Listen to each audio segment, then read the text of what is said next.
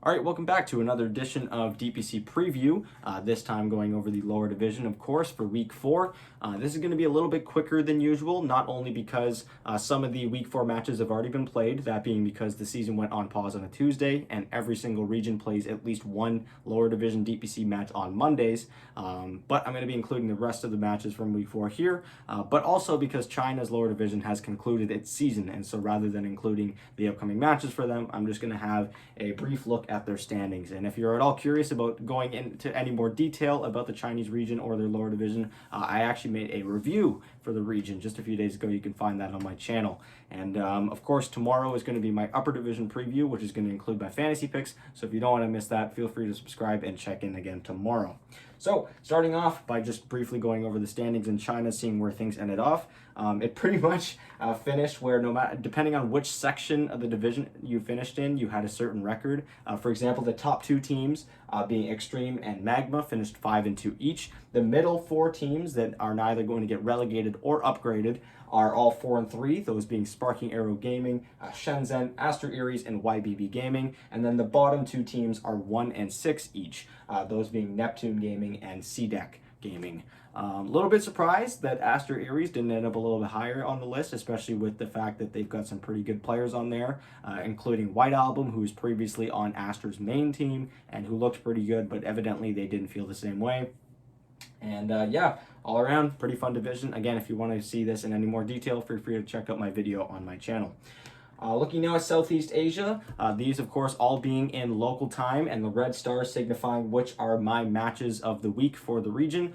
The only region in which I didn't include one was Western Europe. One, because I actually couldn't fit a star here. I'm going to have to move it over next week. But also, none of these matches really seem all that consequential in comparison to some of the other matches.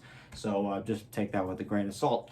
Starting off with Southeast Asia at 12 p.m. local time on Wednesday the 5th, we have Ragdoll taking on Talon. This is going to be my match of the week for sure. Ragdoll has been proving themselves to be one of the better teams in this division. They've yet to be defeated in a series, and Talon has been getting off to a slow start. Now, they are 1-2 right now, and the two losses that they've had are against are against some other teams that have also yet to lose to this point. So you can argue that they've been losing to some better teams, but with the sheer star power that has been Talon's roster, you'd imagine that they'd be doing a little bit better right now. So I think this series is going to be a real test to see whether or not Talon's actually going to be able to do very well this season. If they lose this one, they most certainly will not be getting upgraded to the upper division for next season, which would be absolutely huge and detrimental, as I think there was a lot of hype behind this team heading into this season. And of course, Ragdoll beat them in the open qualifiers the first time around too, so it's a little bit of a rematch just about a month later. Following that, on Thursday the 6th at 12 p.m., we have Polaris up against Army Geniuses. Polaris obviously doing very well so far. They have yet to be defeated. And Army Genius is kind of slipping a little bit out of contention throughout the past couple weeks. Following that, we have 496 at 3 p.m. taking on Lil Gun. This is going to be another pretty fun series to watch, although 496, just like Army Geniuses, have been having a pretty rough go of it the past couple weeks. And then finally, on Saturday the 8th, we have Talon playing their second series of the week up against Interactive Philippines. They need to win this series at least, because Interactive Philippines is, and again, another one of the teams that has been having a really rough time. I talked about it in my Southeast Asian review that I did a few days ago, that the lower division is very much separated into the top half teams and the bottom half teams. It seems that all the teams in the top half are doing very, very well, looking very, very good, and all the teams in the bottom half, like 496, Army Geniuses, and Interactive Philippines, all having a really rough time. So yeah, that's your Southeast Asian preview for the next week in lower division Dota. Let me know what you guys think. Which matches are you most looking forward to? And do you think Talon manages to make it to the upper division? They pretty much have to win every single series that they have left if they want to make it there. And even that might not be enough. So yeah, moving on to Eastern Europe now. It's at 2 p.m. local time on Thursday the 6th. We have Fantastic Five taking on Hydra. Now, Hydra, of course, getting off to a pretty impressive start so far. Fantastic Five having a pretty rough time finding their footing here, so this will be a nice opportunity to show that maybe they may not be just an easy win. Following that, on Friday the 7th, we have Namiga versus V Gaming. I'm super excited for this series as these are two of the top teams in the division, but it is not my matchup of the week as that goes to Gambit versus CIS Rejects. These four teams specifically playing on Friday the 7th in the lower division in Eastern Europe are very, very close together in this very close division. And I think the winner of these two series is likely going to be at least one of them getting upgraded to that upper division, especially if CIS Rejects picks up a win here, then they'll be 4-1. And then finally, ending things off in the lower division in Eastern Europe on Sunday the 9th, we have Windstrike Gaming taking on Bait, who have been having a pretty miserable time so far, and things are looking pretty rough. I mentioned in my review that I did of Eastern Europe that, you know, even if Bait ends up getting relegated, if they at least look really competitive and look really promising in those last few series, even if they aren't able to win them, if they at least feel like something is there that they can build on, they can stick together and come back in through the next open qualifiers. But if the season continues to look as miserable as it has been, it's going to be really tough for Dendy to really have an appeal to not only keep the players on his team, but if they end up leaving, attracting newer players to come and join his team because they won't have a DPC slot anymore. So this is a pretty important series for Bait and the boys. They really need to show that there's at least something there that they can fight for.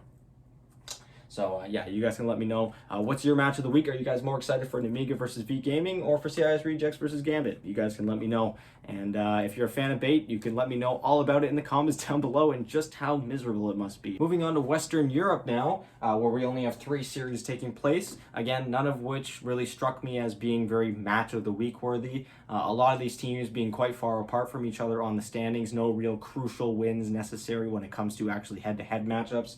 Starting off on Wednesday the 5th at 5 p.m. local time, we have Team Bald facing off against Into the Breach, the latter of which has been having a pretty rough go of it, but Bald are staying in the hunt. They're near the mid part of the region, but they're not projected to be one of the best teams, and they're not going to be finishing top 2, at least very likely, unless they manage to win their remaining series, but even then it would be close. Following that, at 8 p.m. local time, we have Brame versus Ghost Frogs. Brame need to start getting wins together. They are expected to be one of the best teams in this region. They likely are one of the best teams in this division, but they are starting to fall behind a little bit in the race, and they need to start picking up some wins. Starting off against Ghost Frogs is going to be important for them, as Ghost Frogs hasn't been one of the best teams here, so it should be a nice couple points for them. And finally, ending things off on Saturday the 8th for the region and the division, we have No Bounty Hunter up against Chicken Fighters, the last place team of the division who is 0-4 so far, including a forfeited series up against Chicken Fighters, who has looked pretty well unstoppable to this point. So again, should be a pretty one-sided series, although I've seen worse. You guys can let me know what series you're most looking forward to here. Of course, I know Bald is going to get a lot of viewership no matter how they do because of course, Gork Stack, and they have looked pretty impressive. Again, for a team that doesn't scrim, for a team that doesn't have a coach, for a team that doesn't take themselves too seriously, they play very, very well. So it is always a treat to watch them now and then. Now moving on to North America, things start up again on Friday the 7th. At 3 p.m. local time, we have Felt versus The Cut, so kind of another case of the same thing of the series in Western Europe of Chicken Fighters versus No Bounty Hunter. We have a team at the top of the division playing against a team at the bottom. I won't say that Felt is necessarily at the very bottom of the division, but they're close. They've been struggling. They've been having a hard time staying consistent, whereas The Cut have had great performances. They've got a lot of great stats to back them up, and all around, they're looking like one of the best teams in this division, and they should be making it to the upper division by the next tour. On Sunday the 9th at 3 p.m., we have Magnus up against Dog Champ. That should be a fun series as well. And then finally, ending things off, we have 5-Man Midas up against KBU.US, which is my match of the week. Again, not very many big names necessarily in this matchup, but these two teams are quite close to each other on the standings, and they're going to need those important points, those important wins to get themselves ahead of one another on the standings. So yeah, you guys can let me know which series you're most looking forward to here.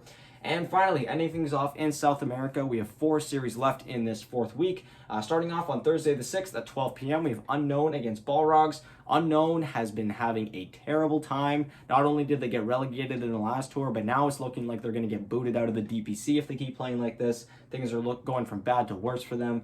And then at 3 p.m. later that day, we have Infinity versus Omega. And Saturday the 8th at 12 p.m., we have Enteritus versus Wolf. And then finally, on Sunday the 9th, we have Gorilla Pride versus Enteritus, which is going to be my match of the week. These two teams are quite close to each other on the leaderboard right now. Enteritus really needs that win. If they do manage to get the win, they'll be tied with Gorilla Pride, and they'll be staying in the hunt. If Enteritus loses this series, it's going to be very, very difficult for them to catch up to the top 2 in the division so far. So yeah, this has been your preview for the upcoming week of lower division Dota. Again, feel free to check in tomorrow for my upper division preview, which includes my fantasy picks. And yeah, thank you guys so much for watching, and I'll talk to you guys tomorrow. Bye.